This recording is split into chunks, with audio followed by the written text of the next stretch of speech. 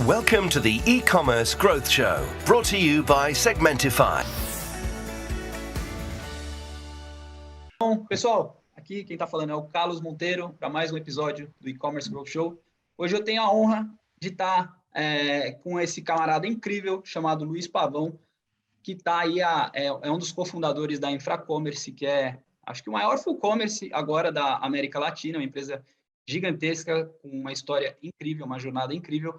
Então, Luiz, eu sempre começo todos os episódios, se você for olhar, com a mesma pergunta, que é o Big Picture.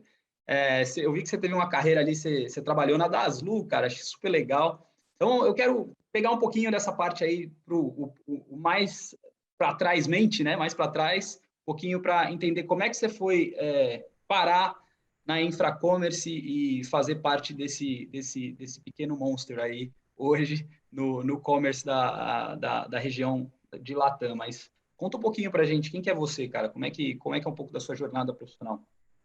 Maravilha, bora. Bom, primeiramente, obrigado, né?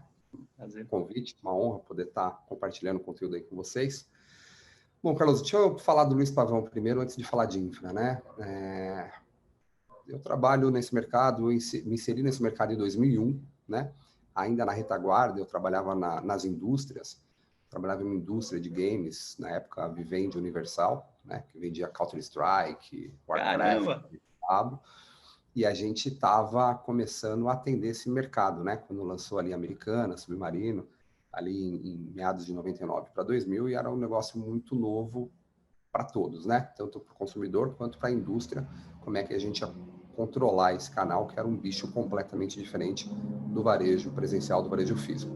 Então, eu me inseri nesse mundo atendendo essas contas, né, virtuais, e logo em 2003, 2004, eu acabei mudando de lado, deixei de ser fornecedor e fui atuar no Submarino. Logo depois veio a fusão, né? Então se tornou o grupo B2W, onde eu participei ali da integração, trabalhei depois ainda um tempo no grupo. E depois disso eu me aventurei, fui consultor, fui sócio de uma empresa muito grande na época, que era a Ikeda, né? A Ikeda foi sócio. Você foi sócio lá? Caramba! Tive a honra, né, e o prazer de poder ser sócio do Ricardo Ikeda, uma figuraça, um puta líder, uma puta pessoa, né? Empreendedor, visionário, um baita gestor, puta visão, muito honesto, né? Japonês, sistemático, metódico. Eles foram vendidos para a Rakuten, e aí eu saí desse mundo de empreendedorismo, né? Então eu comecei no mundo corporativo, empreendi ali por uns 3, 4 anos, tomei a injeção, né? Veio na veia, fui picado pelo bicho do empreendedorismo.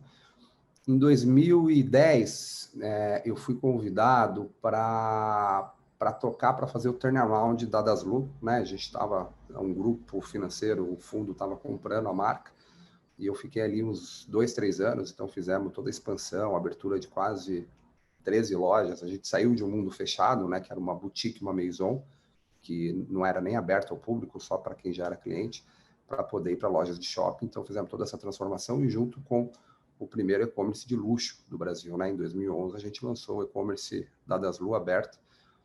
E-commerce ainda que a gente não mostrava muito preço, né, não tinha parcelamento, todo aquele início de como é que a gente traz o luxo, que é um negócio tão fechado, né, tão exclusivo, para um negócio tão democrático, tão aberto da internet, sem perder essas particularidades. Em 2012, a minha história se encontra com a Infracommerce, onde o Kai, né, que é o meu sócio e é o idealizador do projeto, eu sou um cofundador, ele me conhece em eventos, né, o famoso networking, que é o que move o mundo do B2B, a gente conversou um pouco disso. E a ideia era, ele estava ainda pensando, né, no modelo de negócio e fazendo algumas pesquisas no mercado, me deram de referência para ele poder trocar ideia, e ele me encontrou para um café, e foi ali que tudo começou. Antes de entrar um pouco na infra, a qual eu já estou os últimos 10 anos, falando um pouco da minha formação, eu comecei lá bastante novo ainda, fazendo processamento de dados, né, ainda no colégio técnico. Programei em Clipper, programei em COBOL, né? Foi ali que eu aprendi a linha de raciocínio lógico, fluxograma, e hoje nada mais né? A tecnologia você ter a linha do raciocínio lógico e depois transportar isso para códigos. Cara, apesar de ter... Eu sou uma pessoa que muitos me chamam de uma habilidade híbrida, né? Eu sou um cara que comecei muito em exatas, então, com desenvolvimento de código, mas não era o que me dava prazer, apesar de eu ter uma habilidade para poder executar. Quando eu terminei a faculdade de processamento de dados, quando eu fui para a faculdade, cara, eu acabei indo para direito, porque programar não era uma coisa que me deixava feliz, né? E ainda mais programar em COBOL, né, cara? COBOL e Clipper, que na época você tinha que compilar, você tinha que olhar centenas de milhares de linhas. Puta, era uma programação raiz, né? Diferente de hoje, que é tudo plug and play. Acabei fazendo direito, né? No direito também eu gostei muito, mas ainda não tinha aquele... Puta, isso daqui é o que eu quero ser, né, cara? Me deu muita base hoje, né, para contratos, para negociações de contratos, para a parte de mensuração de risco, mas eu não estava ainda feliz. Fui fazer o meu primeiro estágio em direito. Na época também não existia digitalização, cara. Estagiário de direito era terno, gravata, um puta sol de 30 graus na Paulista e carregando eu tô rindo porque eu tô ligado, estagiário. E aí eu olhava, eu ficava carregando, porque hoje é tudo digital, né? Hoje não existe mais arquivo físico, mas na época você tinha que ir lá e fotocopiar e ficar transitando do escritório. Eu falei, porra, isso aqui não é para mim. Que vida. E aí fui fazer uma outra faculdade de publicidade, né? E propaganda, com ênfase em marketing. E aí foi quando de fato eu me encontrei. Eu falei, porra, isso aqui é o que eu quero, cara. Isso aqui é o que eu quero. Lançamento de produto, go-to-marketing, quem é o consumidor, quem é o público-alvo, como é que entrega valor, como é que você se comunica, como é que você se posiciona, né? E aí, de fato, me encontrei, e aí minha vida começou a ter evolução, né, na carreira, na parte comercial / marketing. Fiz depois o MBA de gestão estratégica pela FGV, e um pouco antes da pandemia eu fiz um curso de especialização em Harvard. Não consegui terminar porque eu estava no campus bem no meio da pandemia, né? Devo voltar, se Deus quiser, ano que vem para terminar, mas consegui pegar um pouco do universo, da vivência do que é aquele mundo. Bom, esse é o meu acadêmico, né? A gente vai de processamento de dados, direito, marketing e um MBA em negócios, com ênfase em finanças. Então, posso dizer que tem bastante variação, né? Bem eclético, o que me dá base, né? E me deu base para poder ajudar aí o meu sócio, o Caio, a construir esse império que hoje se tornou a Infracommerce. Incrível. Entrando agora um pouco nela, Carlos, quando eu tive o primeiro bate-papo com o Caio, que é alemão, né? Ele é alemão, era a minha pergunta. Eu achei que ele era holandês. Não, ele é um alemão, e o Caio, a história dele, ele chega aqui no Brasil, até para fazer dar um contexto, né? Ele trabalhava na Brands for Friends da Alemanha, que era a subsidiária era dona, na verdade, da subsidiária brasileira, que era o Brands Club na época. Um clube de compra que bombou muito, né? Era Brands Club e Privalia, que estavam começando ali em 2008, 2009. Bom, o Caio foi designado para vir para o Brasil, né, para poder fazer uma auditoria, porque o Brasil era um dos países que mais tinha receita e que menos tinha resultado, para variar. E aí mandaram o Caio para ver o que estava acontecendo. O Caio chegou no Brasil, se apaixonou pelo Brasil, se apaixonou por uma brasileira, se apaixonou pela complexidade, os desafios, né? O Caio é um empreendedor nato também, que adora desafios e desenhar soluções. E ele acabou se tornando, era para ele vir pontualmente fazer uma auditoria em operações, ele acabou se tornando presidente do Brands Club e ficou lá no Brands Club até a venda do Brands Club para o grupo Naspers. Quando ele saiu do Brands Club, lá ele estava como executivo, lá ele sentiu muita dor, tá, Carlos? O que existia lá? Ele chegou no Brasil mal falando português, né? Hoje ele já domina a língua, aliás, o Caio é brasileiro, só nasceu no país errado, eu brinco com ele. E ele, imagina, cara, que, ele tinha lá links de retaguarda, ele tinha lá uma plataforma de front, que eu não me lembro qual era, ele tinha uma empresa logística terceirizada, ele tinha acho que uns 8 fornecedores que ele precisava administrar, E era um processo muito complexo, porque ele vendia o estoque que estava na indústria, né? Então, primeiro ele fazia a pré-venda, depois ele buscava esse produto, triava, colocava no estoque e fazia a entrega. O prazo de entrega era de 28 dias na época, que ainda era aceitável. E aí, quando tinha um problema, tivemos um problema numa campanha e os pedidos não estão descendo da plataforma para o RP. Aí ele ligava para os fornecedores de plataforma e os caras da plataforma falavam, não, aqui está tudo certo. Os pedidos estão na API, no Web Service, para ser recolhido. Aí ligava para o fornecedor de retaguarda, de back-office, do RP, e ele falava, não desceu nenhum produto, a gente está batendo lá e não tem pedido. E aí isso, cara, era com pagamento. Era muito difícil fazer a gestão e ele chamava isso de política da batata quente.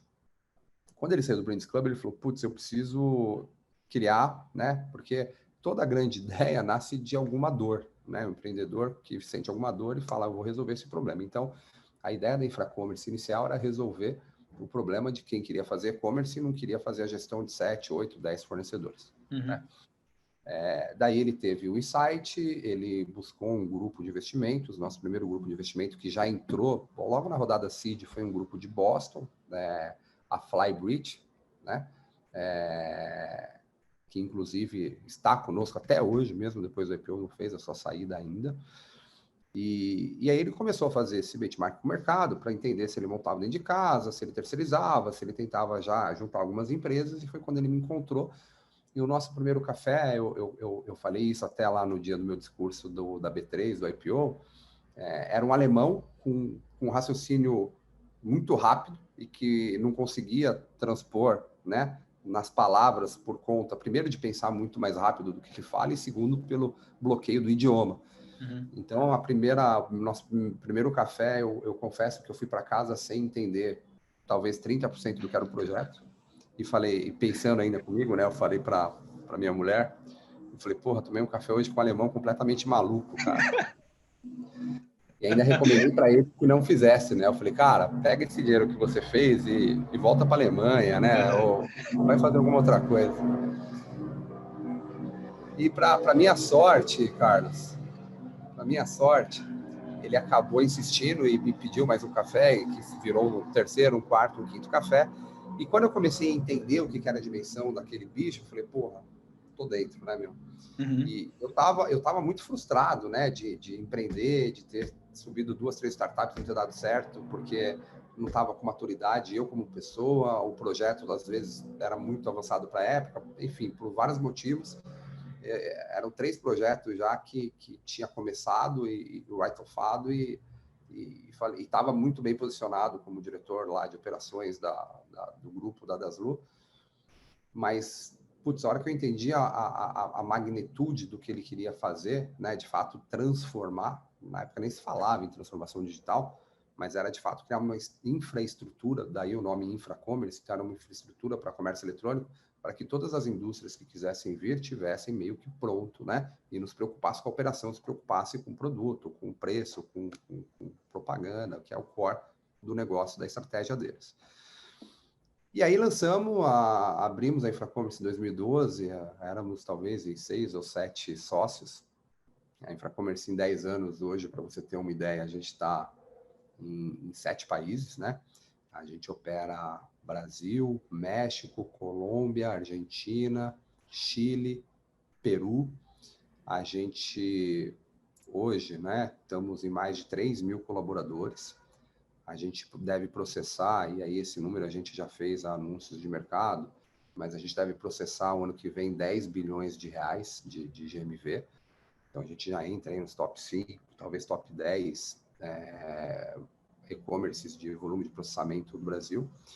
A gente fez o nosso IPO, né? Acho que a pandemia acabou acelerando muito. A gente pegou várias fases da companhia, tá, Carlos? Que eu brinco que não basta só você ser bom, mas para empreender você tem que ter muita sorte também, né? Momento certo, lugar certo, produto certo. Timing é foda, cara. O timing é tudo, cara. Eu aprendi muito isso nas outras 3 que eu tentei lançar e 2 estavam fora do time, né? O que lá na época ninguém conseguia entender, hoje é super natural. E a gente acabou pegando a indústria, virando varejo, né? Então, esses últimos 10, 12 anos, a indústria passou a vender direto ao consumidor final através de seus e-commerce, e isso não existia, né, em 2013, 2003, 2005, 2007, aonde que alguém ia pensar que a Sony ia ter o seu e-commerce vendendo para o consumidor final, a LG, a Samsung, a Motorola, a Nike, porque isso era uma afronta para o varejo, né? Aliás, quando eles começaram a fazer esse movimento, eles tiveram até um conflito com o próprio varejo, porque você tinha B2W, você tinha Via Varejo, que você é nova na época, falando, olha, se você for vender ao consumidor, eu não vou mais comprar seus produtos.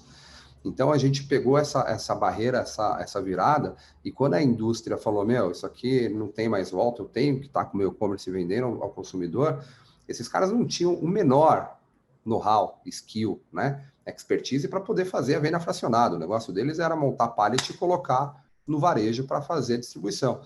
Então, a gente estava ali com a solução pronta para esses caras, para poder fazer o go-to-marketing deles, meio que plug and play. Então, eles usavam a nossa infraestrutura, a nossa escala.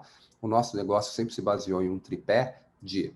Primeiro, eu tenho a escala, que esse cara sozinho não tem. Então, eu dou um exemplo aqui, que foi um dos nossos primeiros grandes clientes, que é a Ray-Ban, o grupo Blue Shot, cara, Ray-Ban, Oakley e Sunglass Hut, que são nossos clientes até hoje, né? Desde lá da fundação. São quase que nossos sócios morais, porque também acreditou na gente e viabilizou, né, uma empresa startup. E a minha discussão com o diretor da época, quando eu estava vendendo esse negócio para ele falava assim, porra, Pavão, mas eu já faço 10 mil pedidos por mês. Eu já tenho volume, né, para ter um e-commerce dentro de casa. Você pega 10 mil pedidos por mês, a R$500, você tem 5 milhões de venda, na época não vai ter e-commerce. E o que eu falava para ele é o seguinte, olha, você de fato tem um volume, né, razoável, mas você, junto com mais 30, 50 clientes, hoje nós temos 430 clientes, tá, Carlos? O seu volume junto a esses outros players, ele vai ser muito maior.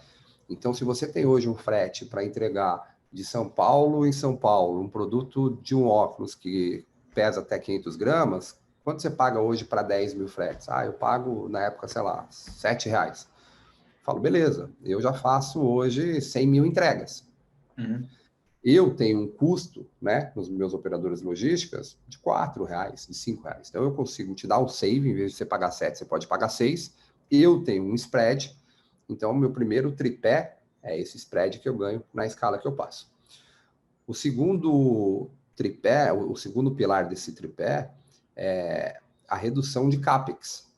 Porque eu já tenho montado o meu CD, o meu software, meu WMS, o meu sorter, a minha plataforma, eu já tenho tudo isso montado. Para você montar isso, o custo que você tem, ele é muito alto, e na época era muito mais alto ainda. Uhum. E muitas vezes, cara, para uma operação de 10 mil pedidos, você não vai ter payback nunca. Você vai gastar 7 milhões, 10 milhões de reais no sorter, você vai gastar em parte de infraestrutura logística, né, em pilhadeira, você não consegue ter um payback disso vendendo 10 mil pedidos. E eu já tinha isso montado, então eu tirava esse CAPEX dele. Então, uma vez que eu tirava o CAPEX alto dele, né, viabilizava a entrada rápida e diminuiria os custos dele, só daí eu já seria viável para esse cara poder operar comigo, porque ele ia vender mais, pagando menos, e com uma estrutura melhor. Com uma estrutura melhor, eu conseguia entregar para ele performance melhor do que ele teria. Ele nunca conseguiria ter a mesma performance que eu em on-time delivery, em tempo de expedição, em taxa de pagamento, aprovação de pagamento, em tempo de atendimento do saque, porque a minha estrutura era muito mais robusta. Então, esse sempre foi o pitch, né, do que a gente resolvia. A gente monta o seu e-commerce com baixo investimento e com alta performance, tendo um custo melhor de OPEX. Vem comigo que você vai vender mais, com melhor resultado e com menor custo. Esse, e até hoje, é o nosso pitch que foi direcionando, mas no começo muito voltado para e-commerce, né? O mundo veio mudando, Carlos. O mundo veio mudando, a pandemia, né, o que era transformação digital, o que era omnicanalidade, a teoria, né, que a gente via muito em palestras, em discursos, a indústria, da noite para o dia, né, lá em 19 de março, dormiu com o cenário e na segunda-feira, no dia 21, acordou com outro dizendo, ferrou. A Copenhagen tinha 800 lojas fechadas e a Páscoa era 10 dias próximo a isso. Imagina ela com 800 lojas abastecidas de ovos de Páscoa, cara, e não podendo fazer a venda, produto perecível, e Páscoa você não vende ovo de Páscoa inteiro, né? Então, da noite para o dia, nós tivemos que plugar esse estoque na plataforma. Então, começou a virar o omnichannel, né? E estou dando um exemplo de Copenhague porque a gente viveu isso na pele, mas todas as indústrias, né? A Alpargatas com a Havaianas, a Ray-Ban, a Luxottica com o Sunglass Hut, o mundo estava fechado, o que estava aberto eram os produtos de necessidades básicas, né? Mas o mundo de moda, o mundo de acessórios, o mundo de outros produtos, de eletrônicos, não existia, só existia o canal online. E aí todos os presidentes, todos os C-levels, né, em maneira geral das companhias, tiveram que começar a ter o contato com o tal do digital. E olhar o e-commerce não mais como um canal de e-commerce, mas, cara, isso aqui é a minha única loja que eu tenho aberto durante a pandemia. Não tem... isso aqui é o que a condição me colocou, não é mais uma opção, né? Então, isso eu vou ter que entender. E acho que esses 2 anos de pandemia fizeram a evolução cultural, né, que hoje ainda é a grande barreira, e acho que a gente vai falar um pouco disso mais para frente, da omnicanalidade, da transformação digital. Então, a pandemia acelerou e acelerou muito, de forma que todas as reuniões de board, né, passou a ser o assunto do momento, o digital, o canal online e o e-commerce integrado aos estoques. De novo, vem o timing circunstancial também, né, cara? Não ter, e isso que eu acho que o que eu queria que você falasse um pouquinho, antes da gente ir para as próximas perguntas, esse tempo de fechamento de projeto. Imagino que eu falei bastante, o Mariano estava falando, né? Mundialmente, né, cara? Então tinha esse negócio do board, meu Deus, esse negócio de omnicanalidade é um troço que sempre foi empurrado com a barriga, teve que acontecer. Então, eu imagino que os projetos começaram a ser fechados primeiro muito rápido, mas depois eu queria entender, e hoje? A galera já... Você acha que a pandemia acelerou a educação digital e a urgência digital do board também? E os caras estão... Eu não tenho certeza. Aqui na Dinamarca está voltando, cara, a pandemia. Está foda. E é desesperador de ver que tem pessoas que não querem se vacinar e tal. É uma outra seara, mas impacta tudo, né? Estão falando, talvez, de um lockdown novo, enfim. Sem dúvida, sem dúvida. Olha só, Carlos, eu não sei se a pandemia acelerou 5, 10 ou 15 anos do que seria caso ela não viesse, né? Porque a transformação e a omnicanalidade, ela aconteceria, né? E ela já estava acontecendo em passos de tartarugas. Mas, sem dúvida, foi circunstancial e o tempo de antecipação, ele virou uma realidade.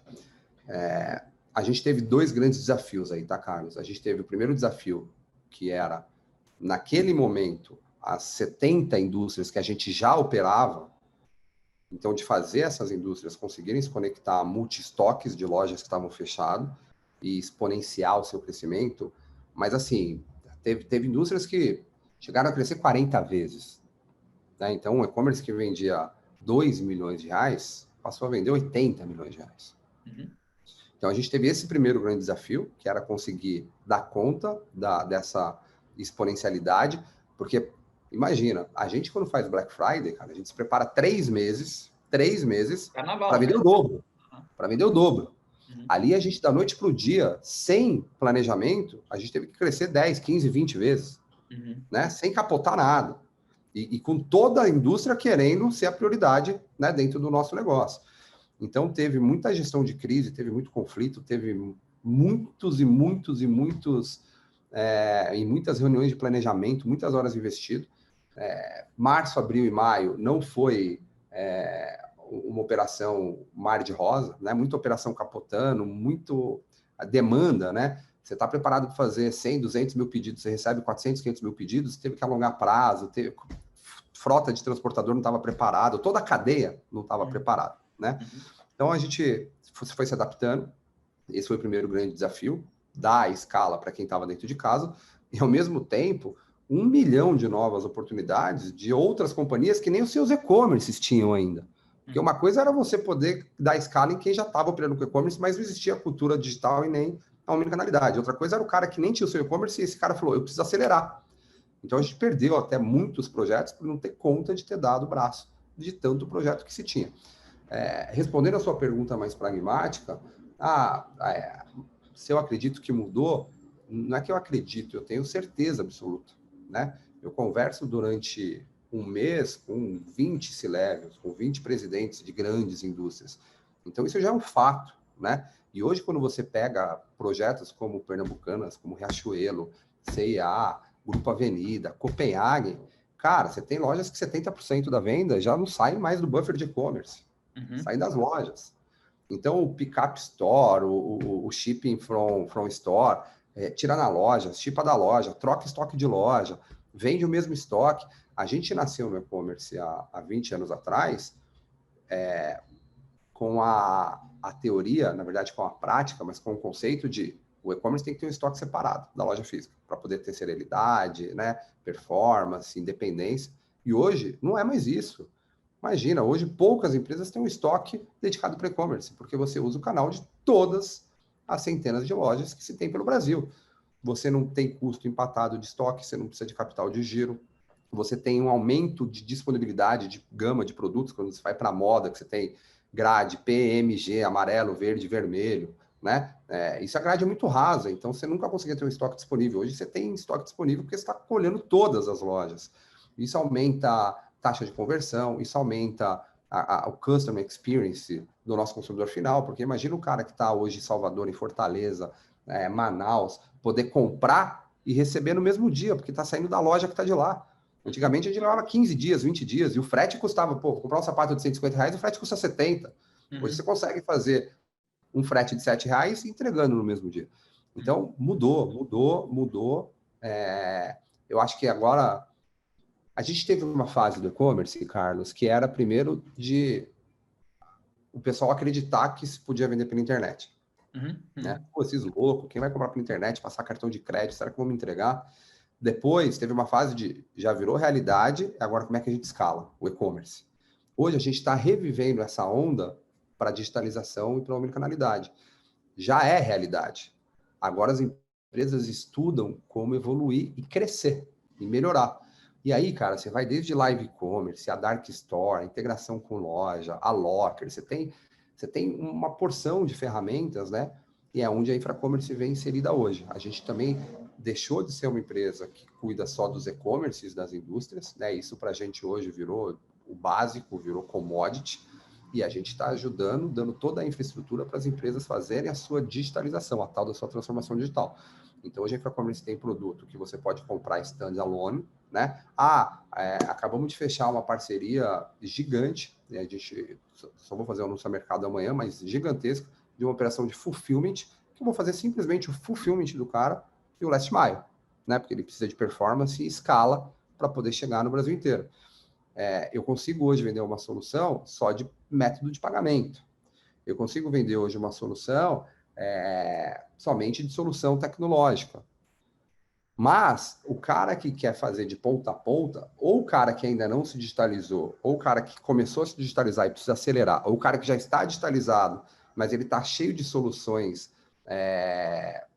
que a gente chama de microserviços, ou se quer chamar no método tradicional brasileiro, gambiarras, a gente consegue embarcar a solução para ele de ponta a ponta. Então, ó, cara, você quer hoje, vamos fazer um exercício.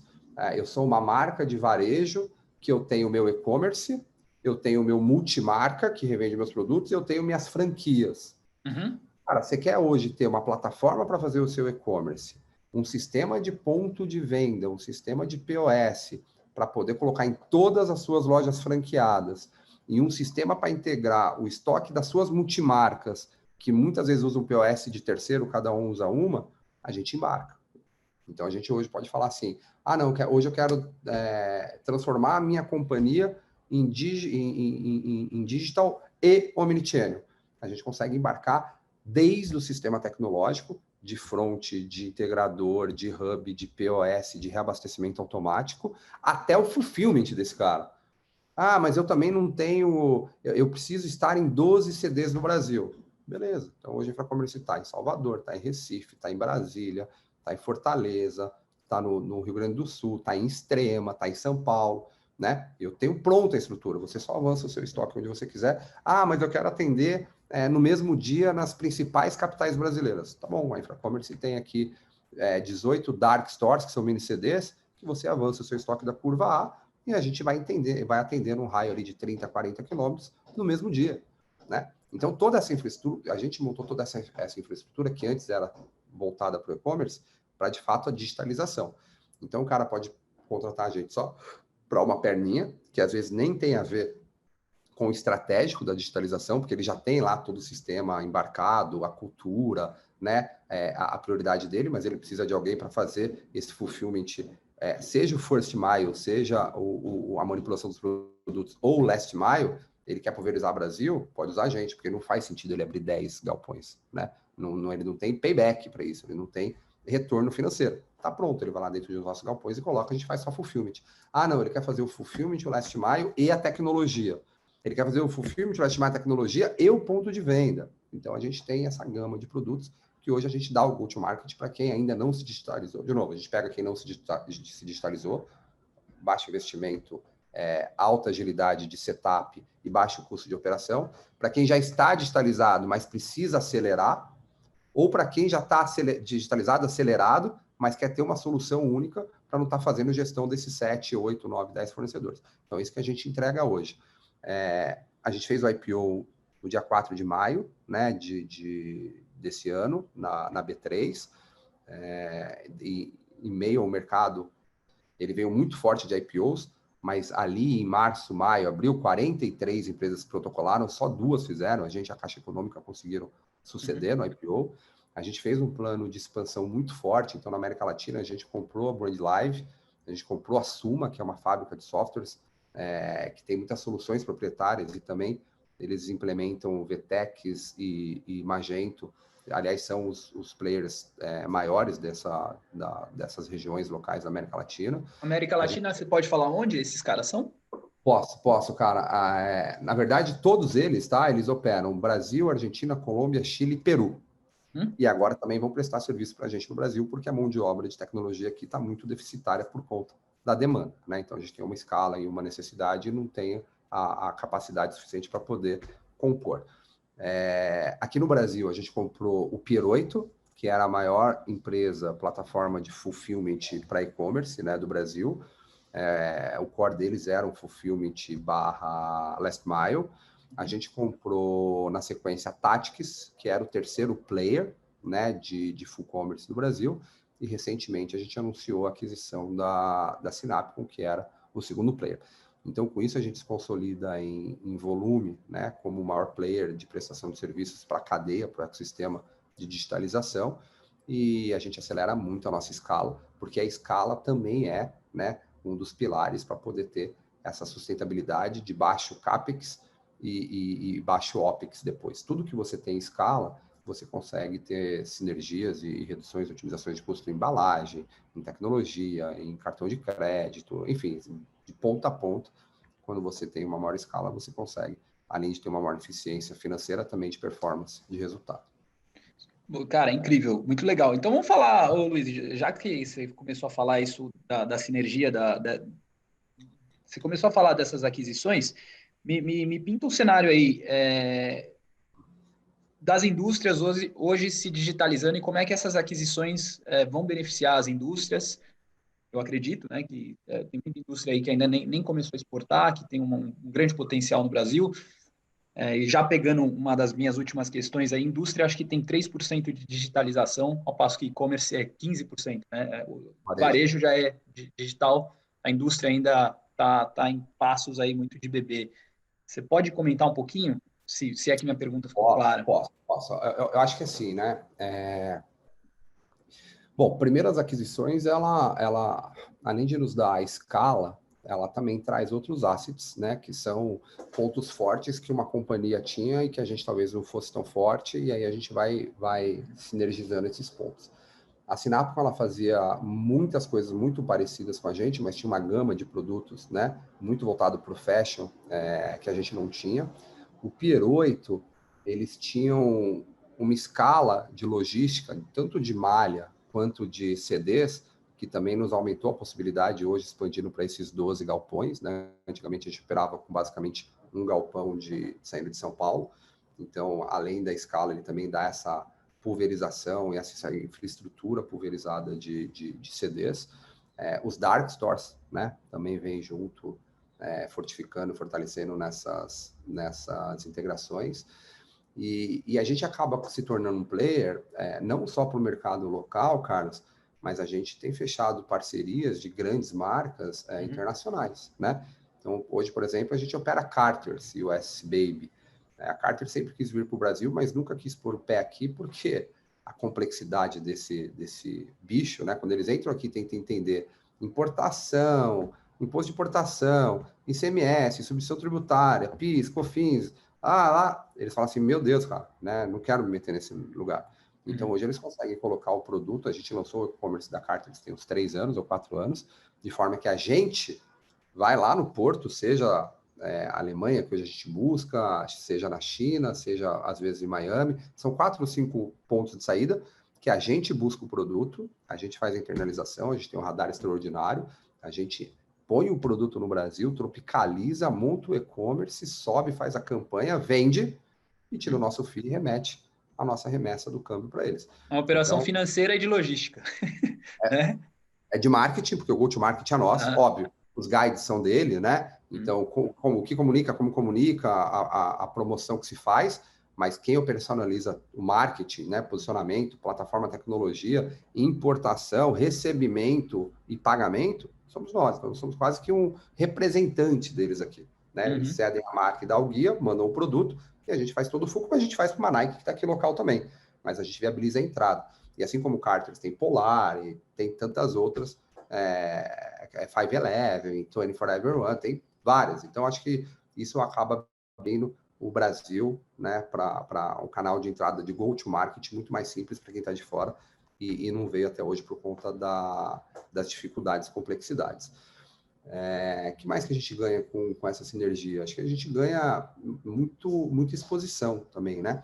Uma vez que você sai de ser uma startup, né, por mais que você consiga entregar bons resultados, ser top performance, crescer 50% ao ano, é muito diferente quando você está listado na bolsa e quando você faz aquisição dos players de segunda e terceira colocação. As pessoas te recebem com mais respeito, as indústrias te olham diferente, as portas se abrem, né? Então, eles começam a olhar. Antes a gente tinha que ir lá e falar assim, porra, por que você precisa me contratar? Hoje a gente tem muita indústria que vem pedir, né, para que nós possamos ajudá-los. Então, muda muito esse conceito. E quando você tem que vender alguma coisa para quem não quer comprar, é muito difícil de você mostrar o valor. Agora, quando você está com uma solução de quem está precisando e te busca, poxa, a conversa já começa diferente, né? Porque a mente está totalmente aberta e o cara fala todas as dores e a gente, de fato, consegue ajudar muito mais do que quando a gente vende e o cara nem sabe o que ele está comprando. Então, eu acho que a IPO, essa sinergia ajuda muito. Você falou da parte de share, né, de digital pro varejo, que de fato a gente já tem aí passando 15%, e essa também muito acelerada pela pandemia. E as indústrias, é até difícil mensurar se é 3, se é 5, porque hoje não tem um canal, né, oficial que mede, a gente tem o EBIT, a gente tem aí o Webshop, tem algumas fontes, mas que são muito por amostragem. Mas o que eu posso te dizer, cara, que dessas 430 empresas que a gente toca, talvez 95% seja indústria e 5% seja varejo. E vou te falar que eu acho que está muito maior já do que os 5%, e tem indústrias que ele chega a participar com 14%. Né? Então, mostra o potencial que se tem. Tem muita indústria que está indo para o varejo físico, então você tem hoje a loja da Samsung, você tem hoje a loja da Apple, você tem hoje a loja da Balduco, né? Balduco, inclusive, que é cliente nosso, você tem hoje a loja da Motorola, que a hora que você vem com a digitalização integrando nesses pontos de venda deles, o potencial é muito maior do que 5%, 10%. Então, hoje, eu diria que a gente está mais numa média geral, pegando pelos clientes infra, 5%, 6%, a indústria digitalizada vendendo direto ao consumidor, né, o direct consumer, mas acredito que tem potencial para chegar em 10%, 12%, 13%, dado o que a gente tem de benchmark de algumas empresas que a gente acompanha. Acho que tem muito espaço e muito chão para crescer. Assim como o varejo também, ele pode sair desses 15% para 20%, 25%, chegando talvez em 30%, onde há os mercados mais maduros. Acho que tem muito chão. O mais legal disso tudo, Carlos, é que, cara, passou essa avalanche, o e-commerce do Brasil tem 20 anos, a pandemia acelerou em 10 anos, e quando a gente olha para frente, ainda está só no primeiro, segundo degrau, tem muita escada para a gente subir, muita escada. Isso que é o mais empolgante, né? De saber que mesmo com tudo que a gente acelerou, com tudo que a gente fez nesses 20 anos, e eu me coloco nesse contexto, porque eu estou há 20 anos acompanhando esse negócio, né? Comecei como menino, de saber que os próximos 20 vai ser muito mais acelerado do que foi os 20 passados. E acho que esse é o grande barato aí se me perguntasse qual é a minha visão, né? A minha visão é essa, cara. Nos próximos 10, 20 anos a gente vai crescer muito mais do que os últimos 20, que a gente já cresceu muito, né? A gente saiu de 0 para 170 bilhões de processamento de e-commerce, de B2C. Imagina. Cara, incrível.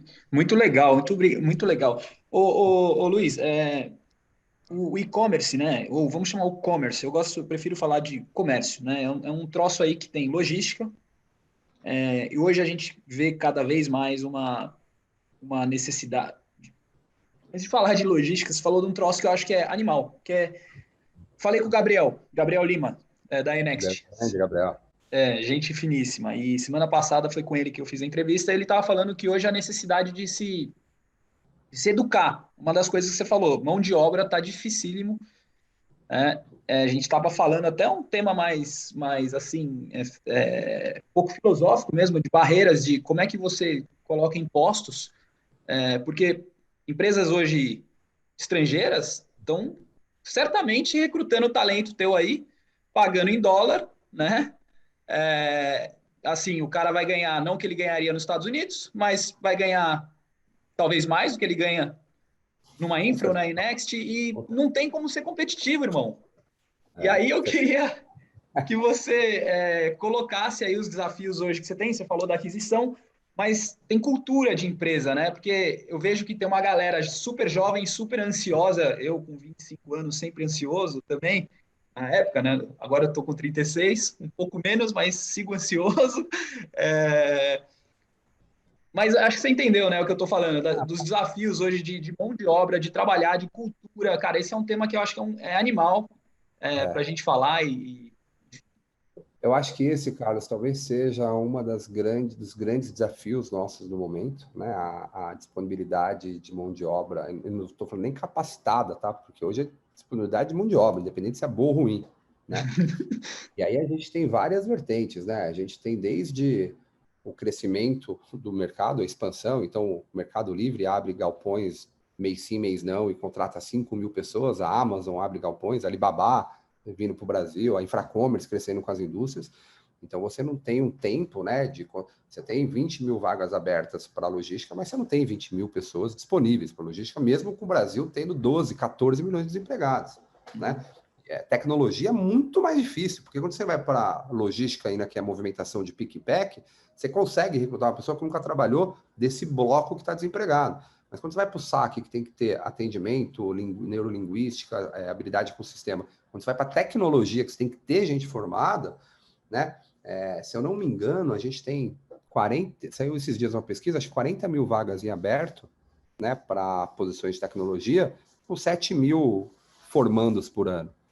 E aí, junto a essa demanda que cresce, né, e você não tem essa mão de obra pronta, você tem a globalização agora com a pandemia do home office, que aí vem as empresas de fora, que é o que você falou, pagando em euro e pagando em dólar, que lá nos Estados Unidos seria um salário de uma pessoa medíocre, mediana, mas que aqui no Brasil, cara, você coloca 5 mil dólares de salário, são 23, 24 mil reais, é um salário quase diretor. Então, é uma concorrência, além de uma falta, né, porque você tem aqui muita demanda e pouca capacidade, essa capacidade ainda está sendo disputada globalmente.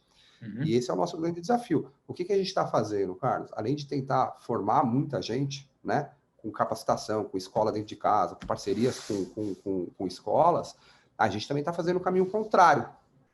Porque da mesma forma que você tem o euro e o dólar nos atacando, a gente tem a Argentina também, que está ferrada lá numa situação econômica, a gente tem Portugal, né? A gente tem a África, que tem países que não têm barreiras linguísticas que também falam português, e que a gente está indo contratar lá. Então, a gente compra a Suma na Argentina para poder trazer 150, 200 desenvolvedores da noite para o dia, e a gente começa a ir buscar gente de fora, porque hoje, da mesma maneira que nos buscam para a gente prestar serviço, o mundo inteiro tem capacidade e capacitação, né, disponibilidade para a gente. Então, é um caminho, de fato, global, cara. A gente está começando a buscar gente, principalmente para tecnologia, porque logística não tem jeito, né? Tem que estar aqui, tem que ir lá no galpão, tem que trabalhar. Mas a parte de BI, data science, programador, front-end, a gente está tentando buscar cada vez mais dos países emergentes que estão com dificuldades financeiras e que lá também, para eles, o salário de 10 mil, 15 mil reais, putz, é salário de muito mais do que 30, 40 mil aqui no Brasil. mas é um grande desafio, mas a gente vai se acomodar, tá? Assim como depois da Revolução Francesa, a Guerra Industrial, Revolução Industrial, você tem, assim como a pandemia, né, que veio com uma avalanche, a gente não tinha como sustentar nos primeiros 3 meses, tudo vai se adequando, né? E eu acho que é uma oportunidade para mais uma vez aí de visão, ajudar a melhorar a economia do Brasil, né? Porque vai abrir muitos postos para que essas pessoas sem capacitação que estão nessa fila de desemprego, ou que até tenha capacitação em outras áreas, comecem a vir para esse mercado que está explodindo. Então, a gente gera emprego, diminui o desemprego, movimenta a economia, coloca dinheiro na mão das pessoas que vão comprar mais, e aí é o ciclo natural de crescimento. Cara. Por isso que eu acredito muito no Brasil, tá? Esses mané aí, que, vamos embora do Brasil. Cara, vamos embora não, gente. Né? Eu concordo com você. Se a gente que é empreendedor, né, não mudar o Brasil, cara, ainda mais agora com a globalização, olha você do outro lado do mundo fazendo projeto com a gente aqui, cara, né? Acho que agora, mais do que nunca, que a gente tem que falar assim, nós vamos colocar nossa bandeira aqui, né? Não vamos depender dos políticos, não vamos depender do terceiro setor, porque a gente tem que fazer a nossa parte. Então, se tiver que globalizar e buscar gente de fora para prestar serviço, para gerar receita aqui, nós vamos fazer, né? Não vamos abandonar nosso país, não, cara. É incrível, incrível, concordo. Vamos falar aí deixa eu ver, dos planos. Você me contou um monte de coisa legal. Você falou aí de, cara, planos para 2022 até 2030, se tiver alguma coisa assim. Você falou, tem dark stores, tem aquisições. Então, o planejamento aí presente, o que está acontecendo na região? E mais, falar um pouco de... Lembra do IMAIS, o cara que vendia? IMAIS. IMAIS. Fala 2 horas, IMAIS. IMAIS. O cara que vende umas camisas aí que tem um pouco desse jargão aí. Esse cara é bom, viu? Esse cara é bom, viu, cara? Esse é vendedor. Então, falar um pouco que vocês estão planejando e também, cara, falar um pouco de ecossistemas, né? O Mariano sempre falou isso, eu sempre achei muito legal, que ele falou que a América Latina e o Brasil têm essa capacidade de se tornar um provedor de serviços também aí para o mundo, né? No global commerce, no global trade. Então, eu queria que você falasse um pouquinho desse desenvolvimento. Vocês são atores, como você está falando, desses ecossistemas. Como é que você vê, está desenvolvido o ecossistema digital hoje na América Latina? O que falta? E também dos planos aí da infra, né, junto aos clientes. Na questão de planos futuros, Carlos, eu até tenho uma limitação em responder agora por conta de ser empresa listada, então tudo que a gente fala do futuro, a gente tem muita limitação, né? Porque tem envolvimento direto na ação, então a gente é bastante limitado. Mas acho que a gente pode dizer de maneira genérica um pouco de tudo que a gente falou, né? Acho que é a digitalização, a aceleração, o reconhecimento. A gente está na fase, o nosso presente hoje é de reconhecimento que não dá mais para não ser. Muitas já estão e muitas ainda estão vindo, e muitas que estão precisam acelerar. Então, acho que essa transformação de fato digital e de integração de canais, omnicanalidade, é o futuro dos próximos 10 anos. A parte de prover serviços do Brasil, eu estou sempre alinhado com o Mariano, né? A gente sempre conversa disso. Acho que o Brasil é um polo de tecnologia, de criatividade, de dinamismo, de posicionamento de go-to-marketing surreal, né? Acho que essa é o nosso tesouro, né? A nossa mão de obra, que vale ouro. Então, mas primeiro a gente precisa atender o Brasil, né, que está escasso, mas eu não tenho dúvida que também para os próximos 10, 20 anos, nós seremos um grande player global de exportação, como a Índia foi há um tempo atrás, de tecnologia, de criatividade, de ecossistema. A parte de ecossistema, Carlos, eu não tenho dúvida, né, e eu falo assim, sem medo de errar, que a parte de tecnologia sistêmica para o ecossistema digital está pronto, né? E aí você tem desde uma infra-commerce que fornece de ponta a ponta, até os players, competidores que fornecem de forma isolada, né, parciais, mas com grandes soluções de datas, de big data, grandes soluções de hub, grandes soluções de integradores, grandes soluções de sistemas de rastreamento, de track. Haja visto empresas como a Knock Knock, que já estão integrando sellers da China, vendendo aqui no Marketplace Mercado Livre, numa Via Varejo, já transformando o produto para real, tributando, recolhendo a guia e colocando o produto na casa do consumidor em 12 dias. né? Então, falar que a gente tem uma barreira hoje tecnológica seria, acho que, um pouco de ironia, né? Nós não temos. Acho que a grande barreira, de fato, e é o que todos, né, nós que somos aí os dinossauros, as referências e estamos drivando o futuro, é cultural, né? É cultural. A pandemia derrubou muito essa barreira, mas ainda assim, você ainda tem grandes companhias, principalmente familiares, né? Que é aquele, pô, mas nós sempre fizemos assim, pô, e o cara não é um cara que é de digital, então ele sabe o que ele precisa fazer, mas na prática, para você implementar, enraizar, montar as squads, é muito difícil. Então, acho que hoje a grande barreira mesmo para acelerar ainda mais o que já está acontecendo de digitalização é mais cultural mesmo, mas também está mudando, tá? Está mudando porque vocês jovens estão vindo, né? Então, a gente pega pessoas como vocês que nasceram em 90, 2000, já está nascendo com a tecnologia na mão. Então, já vem com a cabeça. Eu acho que esse ciclo de virada, o que eu acredito é que em 10 anos os CEOs das companhias, eles vão ter 35 anos, né? De 32 a 40, e que já vem dessa geração que já é omnicanalidade, que já é omnichannel. Então, isso tudo ele vai mudando com o ciclo, como é a vida, né? E essa mistura de potencial, de oportunidade, de nova geração no comando, essa barreira cultural e com a disponibilidade do ecossistema, né, de tecnologia, dos parques prontos, né, e também de operacional, né, porque o Fulfillment também faz parte da digitalização, os dark stores, os multi-CDs. Então, acho que esse montante junto, nos próximos 10 anos, a gente vai ter uma virada assim, exponencial e significativa do modo de vender, do modo de se comunicar, do modo de chegar ao consumidor, cara.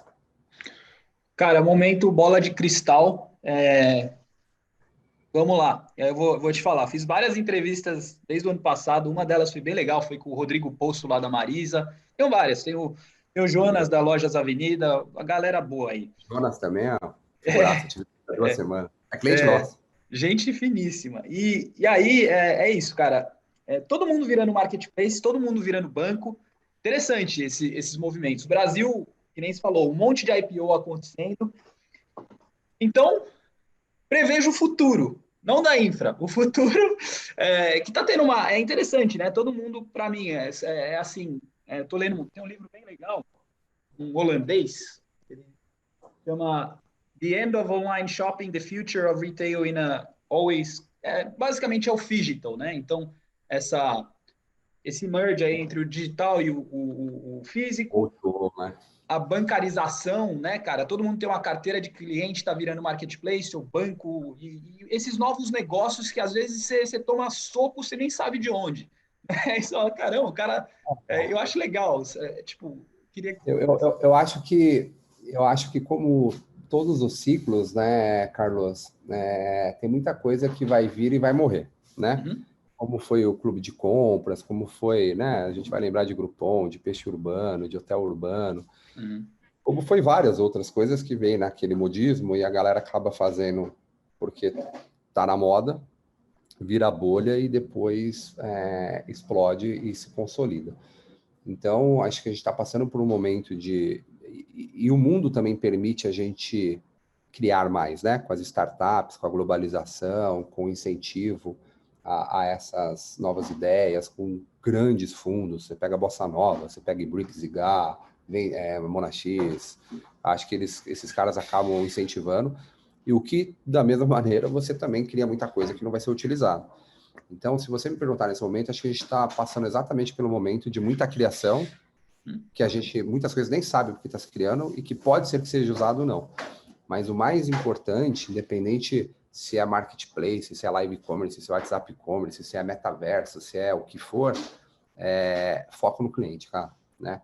Foco no cliente, e o cliente, se você pegar um cliente de hoje, um cliente de 10 anos atrás, um cliente de 20 anos atrás, são completamente diferentes, né? Antigamente a gente fazia o Ford T preto e falava que tem disponível, se você quiser, você vai esperar 6 meses. Aí você pega lá na época do Corsa, era a mesma coisa, ó, tem Corsa prata e azul, 6 meses para entregar e tá aqui o ágil. Hoje em dia o cliente fala qual é o carro que ele quer, né? Se é elétrico, se é a cor. Então, é uma demanda muito mais hoje puxada do que empurrada. O cliente hoje ele tem muita opção. O cliente hoje ele pode comprar o seu produto aqui, ele pode comprar o produto da Alibaba na China, né? Recebendo em 10 dias. Então, prever qualquer coisa para os próximos 10 anos, eu acho que seria um pouco de arrogância, cara. Mas o que eu deixaria de dica é foco no consumidor, cara. Acompanhe os consumidores. Consumidor B2B, consumidor B2C. Dentro do B2B você tem atacado, você tem varejo, você tem o revendedor. Dentro do B2C você tem o early adopter, você tem o mais tradicional, você tem o cara que é mais geek. Busque os nichos e fique sempre acompanhando para poder entregar. Se o cara quer comprar por aplicativo, você vai ter que ter o aplicativo. Se o cara quer comprar por live commerce, tem que ter o live commerce. Se o cara quer comprar dentro do marketplace porque ele é cliente do banco, quer ter o cashback, monte o seu marketplace. Se o cara quer comprar porque ele é cliente da Vivo, né? E a Vivo tem o meu Vivo lá dentro, e para ele quer estar naquele ambiente porque ele se identifica, tem um produto para poder oferecer para esse cara lá. Se o cara quer comprar na loja física, se o cara quer consultar na loja física e comprar no seu e-commerce, cara, fique atento ao cliente. A nossa companhia, quando a gente fez a abertura de capital, a gente teve que descer ela de Delaware para o Brasil, porque a gente fez aqui na B3.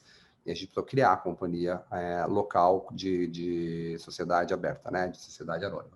E o nome da companhia listada na bolsa é CXAAS, que é Customer Experience as a Service. Eu acho que esse é o lema, cara, que a gente está definindo essa bandeira e foco na experiência do consumidor, seja qual for a necessidade dele, cara.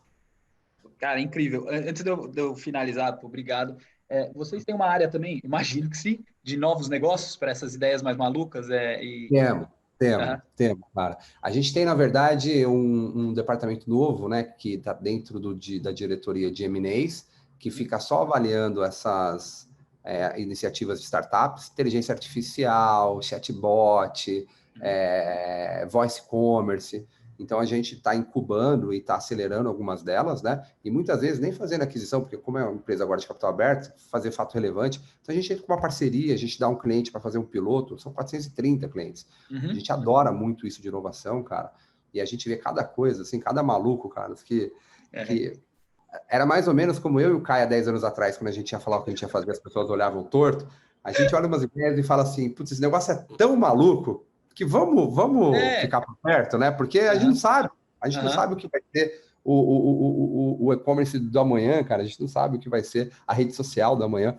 Então, a gente está sempre acompanhando muito perto mesmo, seja por parceria, seja por M&A, seja por investimentos prioritários, com direito de conversão depois, mas a gente gosta muito, muito mesmo. A gente recebe, é muito maluco, eu participo de algumas e tem umas ideias assim, tem uma galera que é muito criativa, muito, e que eles têm uma visão, né, que se o consumidor, por conta disso, ele está tendendo a mudar para aquilo, e se ele mudar para aquilo, isso daqui vai funcionar. Então, eles já estão lançando o produto com a tendência, né, de mudança do consumidor. É muita informação e muita criatividade, com muito dinheiro de muitos fundos incentivando, que eu acho mal barato, que também contribui para o crescimento econômico. Cara, incrível, foi uma aula magna. Luiz, agradeço demais seu tempo, muito obrigado, irmão, é um prazer. Eu que agradeço o convite, estamos à disposição, cara. Tamo junto. Precisando, só chamar. Tamo aí. Chamarei. Valeu, Carlão. Valeu. Valeu. Valeu.